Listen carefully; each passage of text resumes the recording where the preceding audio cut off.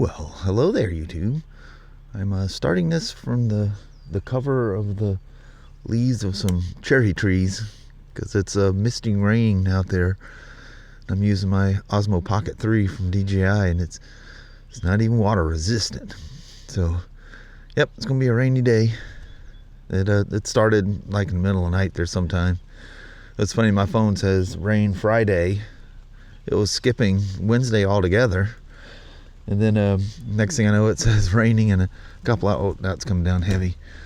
Anyway, welcome to, I think it got down to like 48 or something. It was kind of warm last night because of the clouds coming in.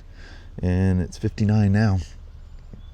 And it's Wednesday the 18th, I'm sorry. Wednesday the 18th of June. I was all miscombobbled today. It's all your fault, Danny. What do you think? Look at them trees, how far they sag when it's wet. But I can't step out there to get the camera wet. Anyway, welcome to the day. Squat down.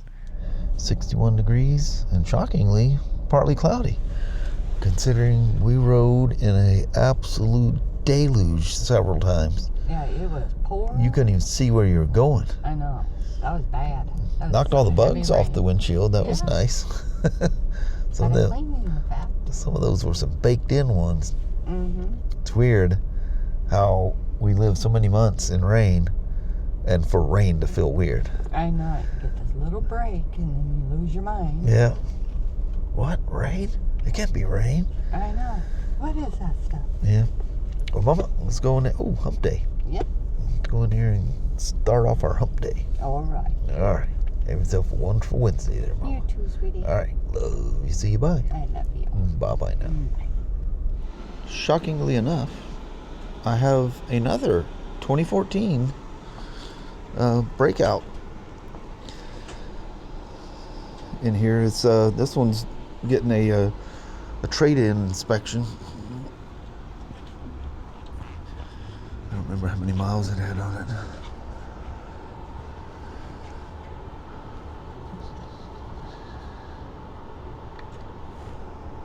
Almost 26,000. You had the heated gear. It's not plugged in. That's my FP3. I'm just going to use it to check codes. They had unplugged and the bolt still sitting in the wire, and this was laying against the head pipe, just getting melted. Battery connection is pretty nasty. Hold on, I gotta sneeze. Whew, that was a doozy. I swept and blew out the shop here a little bit ago. Well, yeah, look at that negative side. That's why I use dielectric grease on those things. So I'll hook her up and see if she has any codes. Check the brake fluids. See what condition that's in. Actually, you can just pretty much do the rear, and that'll tell you the rest. And I see already that looks like definitely needs rear brake pads. That rear tire's getting pretty dang close. But yeah, he's been riding it. Been riding her hard. Has it got any? Nope, doesn't have any rubber underneath the fender. But I'll check the oil and tranny oil and see the condition of that stuff, and just do a quick basic thing. I think that's a Harley Shield. Yeah, it's definitely a Harley Shield. Somebody was asking me on an old video when I went to what was that, Detroit Lake on the 72. Met up with the guys at Latest, which that doesn't exist anymore. It's called Hurricane or something. It's not owned by the cool people that were there before. Of course, I have no experience with the new people, other than we can't deal with them.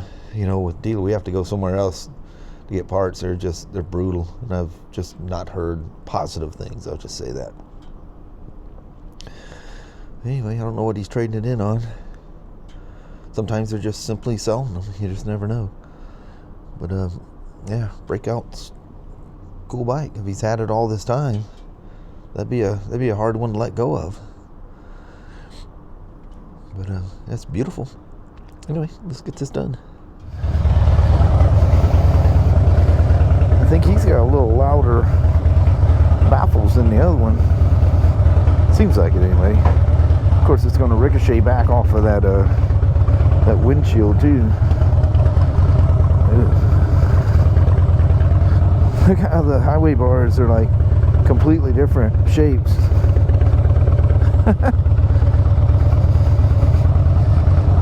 Maybe he's got one leg longer than another. Yeah, he's got the Harley bag, shield.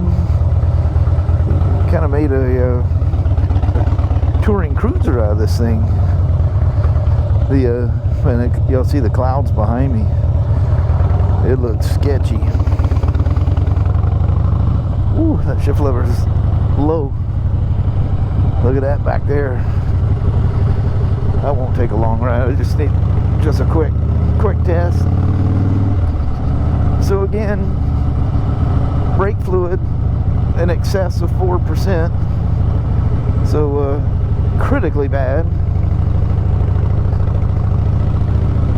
Brake pads, they're about 40%. They both need to be replaced.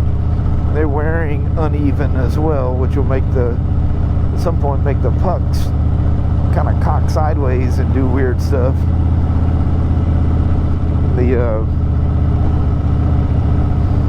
What was the other thing? Oh yeah. So the advisor that brought it down, he goes, I don't like these things at all. I go, what's that? He goes, they handle really bad. And I go, well, yeah, they got that big old wide tire. I said, the last one you brought down here had crazy low tire pressure. He goes, I just don't like them. I said, well, you need to ride one after the tire pressure has been adjusted correctly. So I checked this one. It had 18 up front, supposed to be 36. Had 20 in the rear, supposed to be 42. Wow, yeah, the brakes don't have any power either. The front doesn't anyway.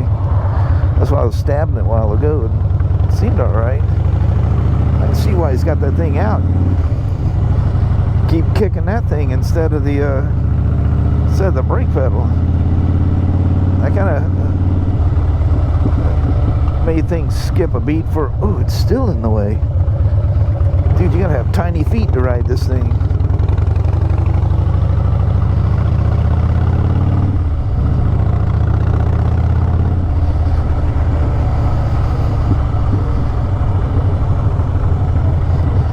I'm just gonna do kind of an abbreviated run today. You still feel that wide tire. That is an odd feeling.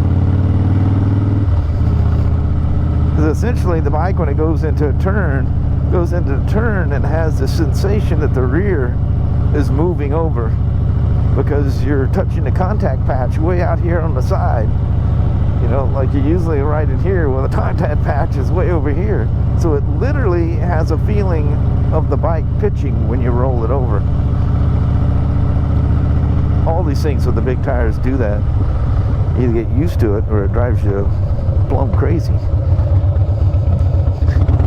He must take way more right turns than the left, because these little chromey things he put on there, all the chromes wore off on the right side.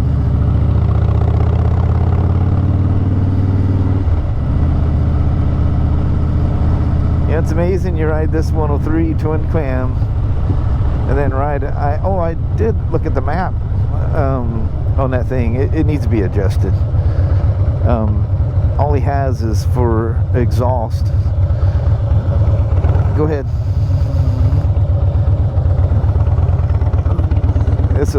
Everything else is a stock bike. Well, that air filter alone is a huge change. So I need to go in there and add the air filter to it, and that should make a huge difference in how it runs. That weird stumble. And not sure about the clutch switch, but god dang, that rear brake thing freaks me out. That thing does not need to be sitting there like that, because that's what I grab is the outriggers there. Is that a school bus? It is a school bus. Oh no, garbage truck.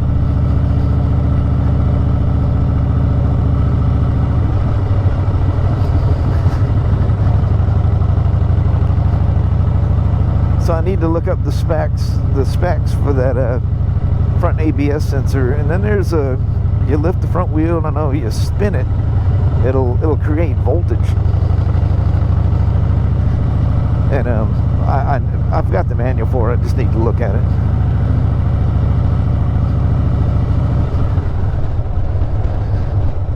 But yeah, it definitely two safety things. You know, that clutch thing. If you stalled the bike, which I was afraid I was going to do yesterday because of that little stumble it had.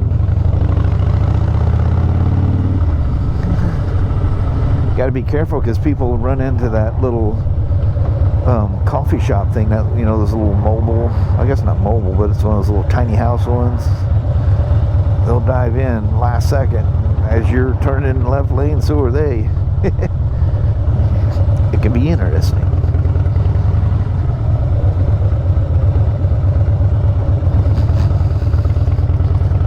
But yeah, if you stall that bike, you can't just instantly plop one of those things into neutral. You know, the D10 is so heavy on Harleys. That's why you never hear anybody crying about their Harley jumping out of gear. Something's really got to be wrong for it to do that. Let's get her all the way out in the sun here today. Come on, you old gal. Sure sounds good. Well, I was going to say that 107 Milwaukee with that great big heavy touring bike, just how much more performance there is on one of those than one of these 103 twin cams. And it doesn't, if there's some kind of mapping in there, that Vance and Hines thing doesn't show it.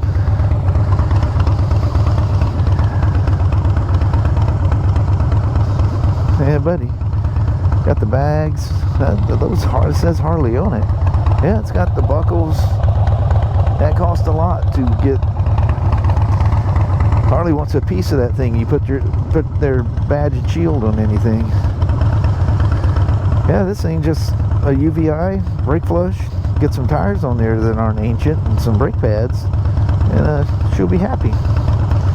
Everybody, literally everybody has those. I forget who is it that makes those things, but they are nice and bright. I was actually thinking about doing that on my Pan America, because I literally thought they did that, but they don't.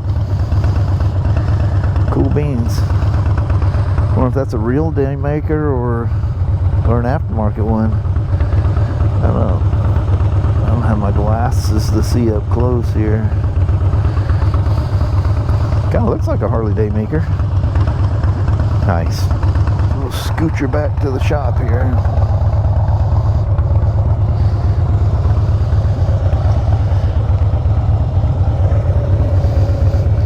Keeps the side stand, it appears to be lubed. It's nice and smooth.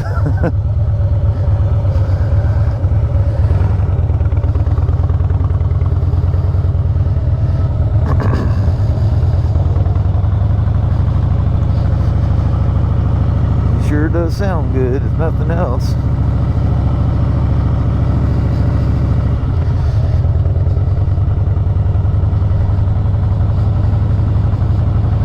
Definitely getting a lot of Harleys to work on here lately. That's kind of cool. I enjoy it. I'm always shocked at the lack of maintenance people do on these really exciting. Hello there, see this guy. Oh, you're risking getting some wet. I think the rain's supposed to stop. I was going to say he's risking getting it wet. Oh, there's a little hole there, but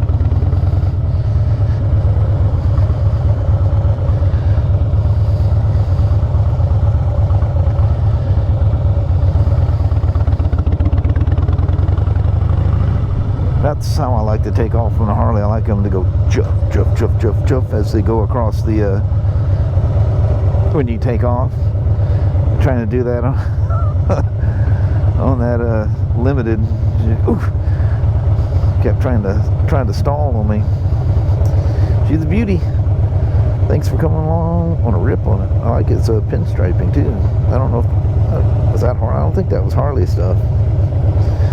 Anyway. Fun times. The time has come to replace the clutch cover on this thing. Everything showed up. You won't believe how complicated it is inside that cover. That HCM lives in there. That's pretty wild. So somewhere in here, and there's some tight spots here in places. I'm really curious if I can even see what's sweating. That's that cover I removed. There's a little filter that sits in there. And each time it weeps. The oil, I can't tell where it's coming from, but it starts with the seam of that cover right there against this. That's where it leaks. I don't know if it's from the drain bolt. I looked at that thing carefully, and I didn't see nothing there. It's weird, the machining parts, it puts weird looks on it. But, I'm looking for cracks. I don't see anything. But that's it. That's a clutch cover off of 1330. And it looked like these kind of grub screwy things looked like it did not come with it. So I ordered both of those. I could just return them. And then for some reason I got 3. I don't, to my fat fingered something somewhere. I got 3 of these gaskets for the HCM bolts there. And a bunch of O-rings and stuff like that. That's it. Very nicely machined. How that thing's leaking is absolutely beyond me. Of course, once I get it unbolted, I'll be able to see more. Of course, I'll see all the clutch and everything else inside there. It's a shame I had that thing all apart like I did, and that wasn't the fix for it. And the customer was not very nice about it either. I think some people think that we manufacture these things down here in the dungeon, and we fix them as we see the problem, and that's not always the problem. Sometimes there's something hidden farther in there. This is a unique one. Definitely unique. Never seen anything like this before. But here we are. It led us to this point. So, boy, there's a lot of oil that comes out of there. What really comes out is when you knock that HCM filter that bolts on here. You lose, just literally, it comes with a new O-ring and stuff on it. Pops in, has a seal that goes all the way around, so you don't have to any gaskets. You just buy the filter kit. But the amount of oil that comes out of these 2 holes is shocking. You'd be surprised how much oil is not being changed in your motorcycle, because you figure that kit is what, 5.5 quarts, and I think the engine, like if you rebuilt it, it takes 7.2 quarts to fill it back up. And one of the reasons, a lot of engines do that. A whole lot of engines do that. Harleys do that. There's some in the engine cases that you can't get out. That's the importance of changing that oil when it needs to be done. Dry sump motors, pretty much the oil just lays on the bottom of the pan, and when you dump it, it all comes out. There's oil held in other places so that, after you change the oil, if the engine's dry or whatever, there's places that oil cups and holds, like around bearings in certain places, around your cylinder head, around the cams. There's places where it stays. So for that split second or two that, you fire them up and it's not rolling through the pump, everything is lubricated. So, but when you're changing the oil, when these things come in and they've been riding them with the eco mode on, and that oil just comes out soot black, and it stinks, and it comes out soot black. There's still 2 quarts of oil inside there that's going to take your nice fresh oil and turn it black immediately. I've literally had people come back, and I don't know if it's Spyders per se, but other dry sump motors come back and going, "You guys didn't change my oil. It's still, just as black as it was when I brought it in." I said, "Dude, you can't get it all out. that would take several oil changes. Are you going to buy multiple kits and do this? You need to change it when it needs to be changed. Good Lord, they give you 9.3 thousand miles in between changes. That's not hard to keep up with that. And as long as you're using that, XPS oil, and you don't use Ego, there's no reason not to go that far, because that oil, people that usually change it right around that point, at least every 10,000. Sometimes it's easy for them to remember, and 700 miles is not the end of the world. But the oil comes out shockingly good. It's amazing just how easy these things are on oil.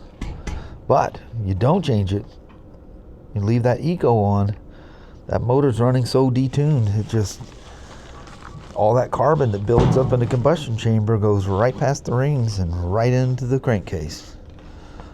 Not to mention what that carbon is doing to your rings and your cylinder walls. Those don't have steel sleeves in there. You just, take them down there and hone, bore them out and give them a hone. You're buying a set of engine cases, because they're nickel-sealed or ceramic. I'm not sure what the technology is they're using. It's one of those. There's certain kind of bottle brush hones that you can go in there and, knock the glaze off so a new set of rings will reseat. But if you damage it, it's just you buying a set of engine cases. Unbelievably expensive that would be. Anyway, let's tackle this bad mamma jamma. Man, I was going for the second pan. So all I did was release the drain bolt and release the HCM cover. Look how much oil is in that pan. You guys can make that out. I was going for the second pan. And then when you pull that cover off, you're going to lose more. So these are way different than doing the old ones. Because the lateral support is actually underneath the fairing. And I'm not going through all the stuff to take the fairing off of this thing. So what I was able to do is take the two off the back, take the one in the front that's readily available, and loosen the one that's behind the fairing frame. Of course, got to loosen the airbox bar that goes across, and then this is being held on this lateral support. And then the airbox, take all those bolts off, and I was able to lift it enough and stick an old connecting rod holder, and that should give me enough clearance. I just got to clear the park brake switch. That'll do it. And you got to use studs going in there, because that cover has to go on very precisely. And then I just loosen everything here. It's just pivots in and out, and give me enough room.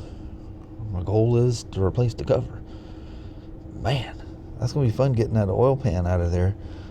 She's full and she's heavy. It's taking a couple of tools, stuff scattered around. Nuts. Absolutely nuts. I'm just letting her drip a little bit here so I can transfer pans without making too big of a mess. His body works. That's my kid used to do that all the time. Throw down a big towel and lay things down. And then I noticed that Cable upstairs does it all the time. And I thought, you know what? I'll whip out one of my towels. You just got to have it in a place where nobody's going to walk around it. Although where his Cable, there's so much going on upstairs that he has no choice. It's on the ground. And I go up there and talk to him quite a bit, so I tipsy-toe and very careful going around there. I don't want to be the cause of any dilemma, stepping on a body part or kicking one and scratching it or something like that. But nice thing is down here, it's all nice and quiet. Well, that Breakout's still here, so whatever he was buying or trading it in, it must have all worked out. nice thing is I get to make that thing right again, you know, with the brakes and stuff. That's pretty much all it is. The oils, they're okay, but all 3 holes get changed when we do a UVI anyway, so nothing scary anywhere. I didn't pull the chain case side off, the derby cover to inspect it, but I figured when I test ride it, I'll see what the clutch feels like. The clutch adjustment is correct, cable's correct. It was a quite pleasurable ride, actually. Man, I can imagine what that thing was to ride with 18 pounds up front and 20 in the rear. That's pretty crazy. Anyway, I'm gonna bounce at that. This will probably conclude the vlog for the day too. I'll tinker around here. Only got like 40 minutes, so I'll get that pan out of there and that cover loose so it can sit there and drain overnight. And here we are, on our way to putting a new HCM cover. You'll really like what's inside there. It looks really cool. It's very complicated. That's a whole lot better. We don't have any problems with these. Only things like computer stuff, you know, people using non-BRP oils, and we have to do the flush and all that stuff that you got to go through, but that's all done with the computer. So far, no one's messed one up enough that we had to pull the clutch cover off. But it's coming, because people just will refuse to do what they're supposed to do, or required to do, or suggested to do, as it may be. Oil's oil, you know. Do you not know what I do for a living? I literally have people leave comments, you know, I use whatever. I said, dude, do you not know what I see every single day? Do you not have a clue? Do you not hear me talking about it? I'm not selling you anything. I get no commission off of anything or anybody. I'm not selling anything. I'm just telling you, as a technician, don't mess around with this stuff. But anyway, people will do what they'll do. Anyway, next thing you'll probably see is a goodbye. Here we go. Well, hello there, YouTube. Another absolutely stunning afternoon. I can't believe all that rain we went through going to work today, that it ended up turning out so beautiful. It is. It's gorgeous. Yeah. It's like it had a refresh. Now the grass is probably going to jump about a foot. Yeah. Be out there mowing that daggum thing. But anyway, that was a fun day. Today, messing with that Harley for a bit, and then taking it for a quick little ride and getting that clutch cover off of that. Well, it's not off yet. All the bolts are loose. But we'll have it off in the morning. Get that, all the HCM stuff swapped over to the new cover and back on, and send it down the road. Happy trails. I think they got a trip coming up next month, so it's important we get that one done. But anyway, I think we're going to roll with that. Alrighty. Well, thank you guys so much for watching. We really do appreciate it. We will talk to you tomorrow. Same smoke time, same smoke channel. Don't forget to give it a thumbs up, and you guys have a wonderful Thursday or Friday. Heck yeah. All right. See you in the morning. See you in the morning. Thanks for watching now. Bye-bye.